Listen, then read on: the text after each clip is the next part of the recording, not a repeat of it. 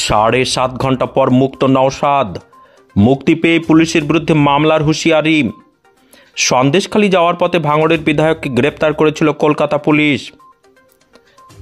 7.5 ঘন্টা পর অবশেষে মুক্ত আইএসএফ বিধায়ক নওশাদ সিদ্দিকী। এবার সেই পুলিশের বিরুদ্ধে মামলা করার হুঁশিয়ারি দিলেন ভাঙড়ের বিধায়ক। তার গ্রেপ্তারি সম্পূর্ণ বেআইনি বলেও দাবি তার। সন্দেশখালী যাওয়ার পথে সায়েন্স সিটির কাছে ভাঙড়ের আইএসএফ বিধায়ক নওশাদ সিদ্দিকীকে আটকায় পুলিশ। প্রবল তর্কাতর্কির পর তাকে গ্রেপ্তার করা হয়। পুলিশের দাবি 144 ধারা লঙ্ঘন করায় বিধায়ককে গ্রেপ্তার করা হয়েছে। তবে সন্দেশখালী থেকে প্রায় 62 কিলোমিটার দূরে কিভাবে 144 ধারা লঙ্ঘন করা সম্ভব, এ নিয়ে প্রশ্ন তোলেন বিধায়ক। যদিও পরে পুলিশ জানায় সতর্কতামূলক পদক্ষেপ হিসেবে বিধায়ককে গ্রেপ্তার করা হয়েছিল। এদিকে নওশাদ সিদ্দিকী গ্রেপ্তারির প্রতিবাদে ভাঙড়ে পথে নামে আইএসএফ নেতাকর্মী সমর্থকেরা। বিকালে ছাড়া পেয়ে যান ভাঙড়ের বিধায়ক। লালবাজারের বাইরে বের হতে নওশাদকে মালা দিয়ে বরণ করে নেন তার অনুগামীরা।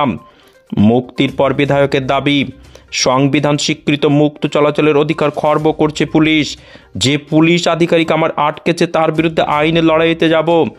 এভাবে স্বাধীন নাগরিক দায়িত্বশীল বিরোধীদের আটকানো যায় না। একই সঙ্গে নওশাদের অভিযোগ, উপরতলার নির্দেশে পুলিশ এই কাজ করেছে। উপরতলা মানে পুলিশ মন্ত্রী মমতা বন্দ্যোপাধ্যায়, অভিষেক বন্দ্যোপাধ্যায়ের নির্দেশ না থাকলে পুলিশ এই কাজ করতে পারে না।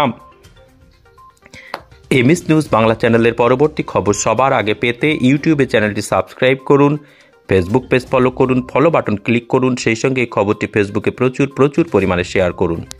দেখুন, আমি বলেছি, এখনো বলছি, আমার মনে হয় কিছু পুলিশের মাইনে হয়তো তৃণমূলের পার্টি অ্যাকাউন্ট থেকে আসে। কিছু পুলিশের মাইনে, তাদের আচরণ পার্টির ক্যাডারদের মতো। রাজ্য সরকারের কর্মচারী আমাদের পুলিশ বন্ধু যেটা হওয়া দরকার, সেই আচরণ তাদের কাছ থেকে আমরা পেলাম না। যেখানে তৃণমূলের নেতারা বোর্ডে করে তাদের ফ্ল্যাগ নিয়ে ধামাকালি থেকে বোর্ডে করে তারা সন্দেশখালীতে ঢুকছে, সেখানে আটকাচ্ছে না।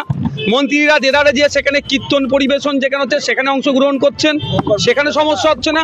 আমরা যারা বিরোধীরা আছি সেখানে সন্দেশখালীতে যেতে চাইলে 62 থেকে 65 কিলোমিটার দূরে আমাদেরকে আটকানো হচ্ছে।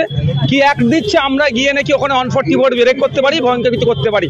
ব্যাপারটা হচ্ছে আমাদের ফ্রিডম অফ মুভমেন্টের ওপরে এটাকে ব্যাঘাত দিল, ভায়োলেট করলো আমার অধিকারকে, আমার চলাফেরার অধিকারকে।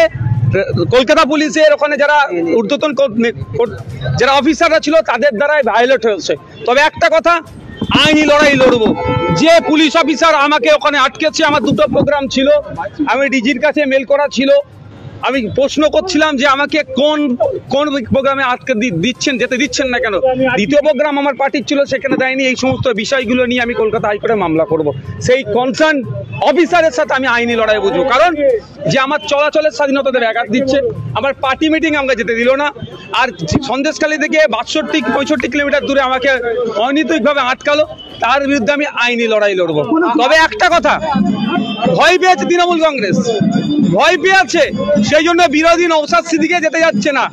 সন্দেশখালীতে গেলে সন্দেশখালী আদিবাসী মা বোনেরা পাশে এসে দাঁড়াতো, তাদের অভাব অভিযোগের কথা, তাদের সাথে অন্যায় যেটা হচ্ছে আরো বেশি করে আমাকে বলতো। সেখানকার সংখ্যালঘু মানুষের ওপরে যে অত্যাচার করছে শাহজাহান শিবুরা, সেই কথাও ফুটে উঠতো, রাজ্য সরকারের মুখ থুবড়ে পড়তো। সেই বিষয়গুলো নিয়ে আমরা সোচ্চার হতাম, সেই জন্য তারা ভয় পেয়ে আমাদেরকে আটকাচ্ছে। তবে এই আটকে বেশি দিন রাখতে পারবে না।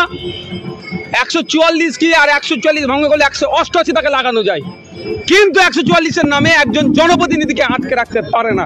এটা এর যে আটকানো হচ্ছে, এর বিরুদ্ধে আইনি লড়াই লড়বো।